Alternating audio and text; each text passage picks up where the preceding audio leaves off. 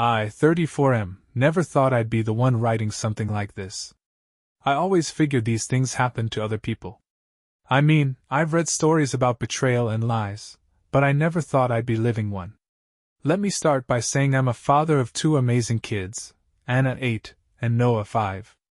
My wife, Claire, 32F, and I have been together for almost 11 years, married for 9. We weren't perfect, but I truly believed we had something solid. We had a routine. Mornings were rushed, nights were chaotic with 2 little ones, but weekends were for family. We made time for game nights, trips to the park, and Sunday dinners with extended family. That's where my cousin Ryan, 33M, comes in. Ryan and I were close growing up. We went to the same schools, got into trouble together, and later became fathers around the same time. Our families would meet often. Cookouts. Movie nights. Christmases. You name it. Claire and Ryan always got along, maybe a little too well, looking back now. But at the time, I chalked it up to her being friendly. Claire's a strong personality, sharp-tongued, the kind of woman who lights up a room but can also tear it down in seconds. People were either charmed or terrified by her. She always said I didn't love her the way she needed. I used to think she was just dramatic. I'm a provider. I work hard. I never cheated, never even looked at another woman. But she'd accuse me of being emotionally distant, say I didn't understand her. We'd fight, she'd cry or scream, and then she'd go cold for days. Rinse and repeat. In hindsight, I think those fights were a distraction, a smokescreen. While I was busy apologizing, she was doing something else. Anyway, this post isn't just a rant. It's the beginning of something that unfolded over the last 6 months. And trust me, you're not ready for the twists. After posting part 1, I got a ton of messages. Some supportive, others urging me to dig deeper. And yeah, hindsight really is 20/20ths. So here's what I missed. Or rather, ignored. Ryan and Claire had gotten close over the years, but in the past 8 months, it got weirdly close. I'd come home late from work and find them chatting in the kitchen with wine glasses already half full. Nothing crazy, just 2 family members laughing, smiling, maybe sitting a little too close on the couch. I told myself it was nothing. They're just friends. We're family. Claire wouldn't do that. But now, little details stick out. Like how Claire suddenly started caring about her appearance more than usual. New lingerie, that I never saw again, fresh nails every other week, and, get this, perfume. Claire hadn't worn perfume in 2 years. She always said it gave her headaches. Now it was part of her daily routine. There was also the inside jokes, between her and Ryan. Stuff they'd laugh about at family dinners while I'd just smile awkwardly. Claire would roll her eyes at me and say, "You had to be there." I started getting this gut feeling something was off, but every time I tried to bring it up, Claire would blow up. Accuse me of being jealous, insecure. "He's your cousin, for God's sake!" she shouted once. I dropped it. What kind of guy suspects his wife of cheating with his own blood? It felt sick even thinking it.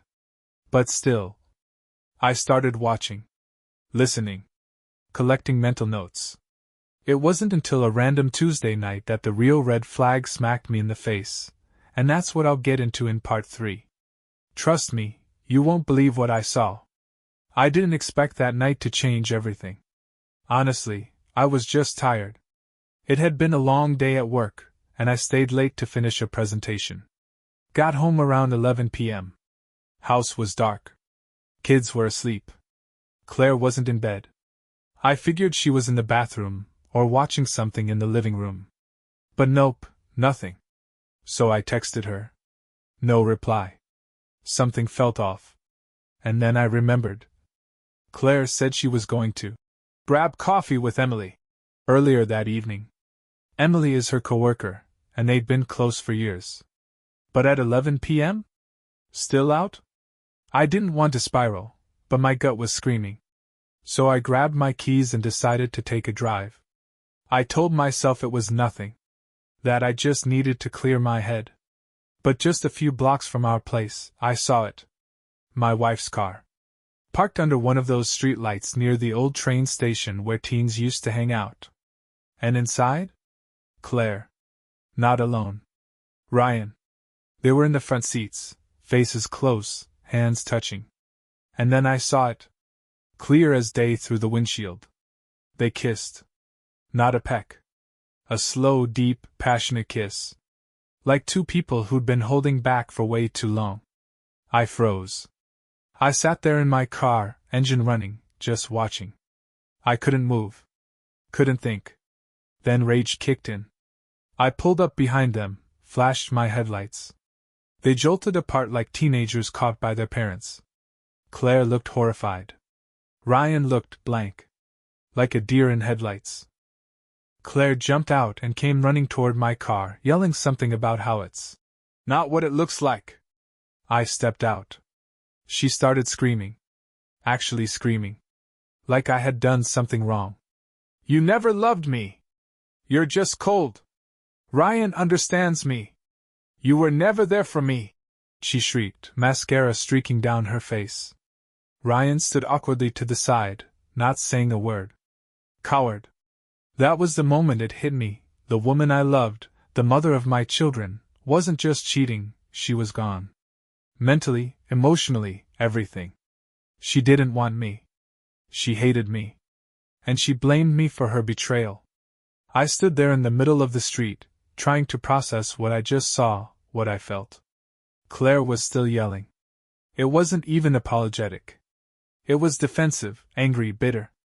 Like I had ruined her perfect fantasy by showing up. You never give me affection. Ryan listens to me. He makes me feel like a woman again. I couldn't believe what I was hearing. This was my wife. The mother of our kids. Tearing me apart while standing next to my cousin, a man I grew up with. Trusted. Loved like a brother. And he still wasn't saying anything. I looked at Ryan. He finally muttered. I'm sorry, man.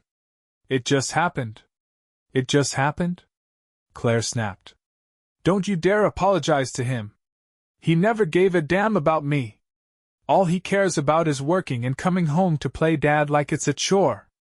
That was her angle now. That I was too committed to our family? I didn't yell. I didn't scream. I just looked at her and said, Come home. We'll talk. You owe it to the kids. She rolled her eyes, wiped her face, and said, There's nothing to talk about. We drove home in silence. She packed a bag that night and left. I stayed with the kids. And let me tell you, trying to explain to Anna why Mommy didn't say goodnight was the single hardest thing I've ever done. I told her Mommy needed space. That she loved them. I didn't say anything about Ryan. Not yet. The worst part? I wanted to forgive her. I wanted to fix it. But every time I reached out, Claire got colder. Then, 2 days later, she served me divorce papers. She didn't even try. So yeah, 2 days after I caught Claire and Ryan kissing in her car, I get served with divorce papers. No call. No talk. Just cold, formal delivery. She didn't even ask to meet. No explanation. Just irreconcilable differences. After 11 years together and 2 kids. That was it. I called her. No answer. I texted. She replied, Please respect my space. This is what's best for me. I'm done pretending. Pretending? Pretending that we were a family? Pretending she ever loved me? I was spiraling. But I had the kids, and I had to stay sane, for them. I contacted a lawyer the next morning. Not because I wanted to fight, but because I realized Claire had completely checked out. She wasn't Claire anymore. She was someone I didn't recognize. Meanwhile, Ryan? He had the nerve to text me. I didn't mean for this to happen. I really care about Claire. I'm sorry. I didn't reply. What do you even say to a message like that? Congrats on destroying a family. The worst part came a week later when I found out from my sister, not from Claire, that she and Ryan were already staying together. She moved in with him. The divorce wasn't even filed a full week and she was living with my cousin. That's when I knew, This wasn't a fling. This was something that had been brewing for a long time. And I had been too blind, too trusting, too stupid to see it. I tried not to break down in front of the kids, but every time they asked, "When is Mommy coming home?" I felt like I was being stabbed. Claire didn't call them much either. When she did, it was rushed. Hollow. Like she just wanted to check the box. Anna cried one night and said, "Mommy sounds different." She was right. After the divorce papers landed, I did my best to keep things civil, for the kids. But Claire? She was ice cold. Almost like she couldn't wait to erase our life together. Then something happened that flipped my stomach inside out. I got a call from one of Ryan's exes, Samantha. She found me through mutual friends. Said she thought I should know something. Apparently, Claire and Ryan had been seeing each other for over a year. Not months. A full year. Behind my back. During family dinners, holiday gatherings, in my own house. Samantha told me Claire would vent to Ryan about our marriage, and he'd comfort her. Then it turned physical. They would meet up while I was at work. She'd say she was going shopping or at the gym. Lies. The worst part? They didn't even try to be discreet in their messages. Samantha saw them. Claire told Ryan she was counting down the days until she could leave me. So yeah, all those nights she picked fights, screamed at me, disappeared for hours.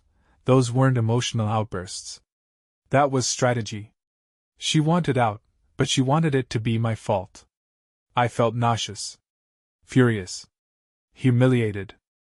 Still, I kept it together for Anna and Noah. I had to. But that week, Claire had her first weekend with the kids. When they came home on Sunday, Anna was quiet. I asked what they did. She looked down and said, "Mommy said not to tell you." Red flag. I pressed gently, and eventually Anna said, "We stayed at Uncle Ryan's. Mommy says he's going to be around more." So now she's involving my children in this circus? Letting them sleep under the same roof as the man who blew up their home? She didn't even warn me. No heads up. No. "Hey, I'm introducing a new person." Nothing. I felt like I was losing control of everything. After learning that Claire had brought the kids to stay at Ryan's house without even telling me, something in me finally snapped. I wasn't going to let my children be dragged through her fantasy life like props. So I called my lawyer. I told him everything, how the affair went on for over a year, how she left the house overnight with no warning, how she introduced Ryan to the kids without any discussion, and how unstable her behavior had become since moving in with him. He told me it was time to file for temporary primary custody, not to take the kids away, but to establish structure and safety. That same week we filed. Claire exploded. She showed up at my house unannounced, banging on the door at 10 p.m., screaming through the glass. "You're trying to turn the kids against me. You're a manipulative bastard." I didn't open the door. I just called the police, explained the situation, and watched her drive off in a rage. The next day, I got a message from her saying, "You think you're the good guy? You're pathetic. Ryan actually sees me. You never did." I didn't reply. At the hearing, the judge sided with me. Temporary primary custody was granted. Claire would get visitation every other weekend and had to notify me before introducing any new romantic partners. She looked furious in court. Like someone had dared to challenge her perfect little escape plan. Afterward, I found out from mutual friends that Ryan wasn't handling the pressure well. Apparently, his own family had turned on him.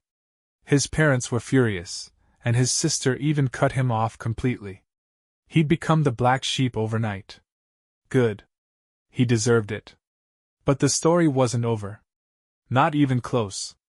Because what Claire did next? It nearly destroyed everything. After the custody hearing, I thought maybe, just maybe, Claire would calm down. Accept reality. Focus on the kids. Nope. A week later, I got a visit from CPS. Child Protective Services. Apparently, someone reported that my home was unstable, that I was emotionally neglectful, and that I was possibly using aggressive discipline. I couldn't believe it. I sat there, holding my breath as the social worker looked around our home, saw the kids' clean rooms, their art taped to the fridge, our routine charts on the wall. She interviewed me. Then Anna. Then Noah. When she left, she said, "Honestly, Mr. Parker, this seems like a safe, structured environment. But we take all reports seriously." I asked flat out, "Did my ex-wife file this?" She just looked at me and said, "We're not allowed to disclose who makes the report. But off the record, document everything. You're doing the right thing." Claire had weaponized the system. I was furious. And heartbroken. This woman I had loved, this woman I shared 2 children with, was now actively trying to destroy my reputation, my relationship with my kids, and my mental health. Ryan, meanwhile, stayed quiet. Coward as always.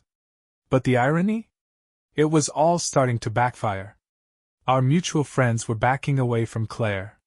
Her social media, once filled with filtered selfies and fresh starts, was now flooded with cryptic, angry posts about toxic men and being silenced. She was unraveling. One of her cousins, not mine, thank God, messaged me privately and said, "We're so sorry for what she's doing. This isn't you."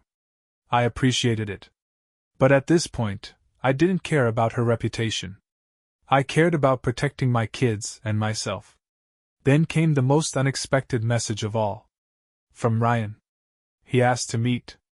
I never thought I'd agree to meet Ryan again, but curiosity got the better of me. Maybe I wanted closure. Maybe I wanted to punch him in the face. I wasn't sure. We met at a quiet coffee place outside of town. Neutral ground. He looked wrecked. Dark circles, jittery hands. The confident, cocky cousin I once knew? Gone. He didn't waste time. "I messed everything up," he said. No kidding. But then he said something I didn't expect. "Claire is not who I thought she was. I'm not even sure she's who you thought she was." Apparently, things between them had gone downhill fast. The first month after she moved in was all passion and freedom. But then she turned on him. She started screaming at him for no reason. Accusing him of cheating. Ignoring his son when he brought him over. Getting blackout drunk on random nights and crying about her life. "She talks about you more than she talks about us," he said. "Like she wants to punish you. Not move on." He told me Claire had lied to him, too, said I had emotionally abused her, never let her have a voice, painted herself as a victim. And he believed it. Because he wanted to. But now, he was living in the mess she created. And slowly realizing she never wanted him. She just wanted a way out. "She told me she's bored already," he added. "Said I'm not as exciting as she thought. I think she's looking for someone else." I sat there stunned. Not because I still loved her.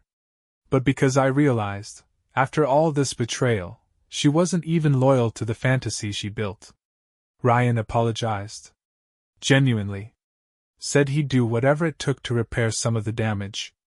I told him I didn't need anything from him. But the final part of this story isn't about Ryan. It's about Claire. Because she did one more thing that almost cost her everything. I thought I'd seen it all: lies, betrayal, gaslighting, even fake CPS reports. But Claire still had one last grenade to throw. It happened during one of her weekend visitations. She was supposed to drop the kids back off at 6 p.m. on Sunday. 6 came. Then 7. Then 9. No answer. No texts. I started panicking. I called her. Voicemail. Called Ryan. No answer. Finally, at 10:30 p.m., she replied. "We're staying an extra night. I need more time with them. You can't control me." I was done playing nice. I called the police. Reported a violation of the custody agreement. They went to Ryan's place and found her drunk. Not loud, not violent, just glassy-eyed, rambling, and completely out of it. The kids were watching a movie alone in the other room. The officers documented everything. I brought the kids home that night. The next morning, my lawyer filed for full legal custody. This time, Claire didn't fight. She didn't even show up to the hearing.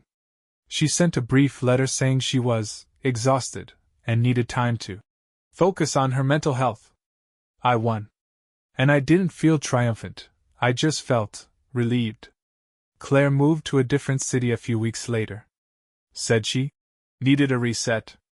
Ryan didn't go with her. He and I haven't spoken since our last talk. The kids are slowly healing. I've kept everything age-appropriate and simple. Mommy needs space is the version they get. One day, they'll know more. But not yet. As for me, therapy has helped. So have friends. And I've realized something important. You can give someone your whole heart, your loyalty, your years, and it still won't be enough for a person who doesn't know how to value love. Claire was a storm. Beautiful, electric, impossible to ignore. But storms don't build. They destroy. I'm finally ready to rebuild. Thank you all for listening.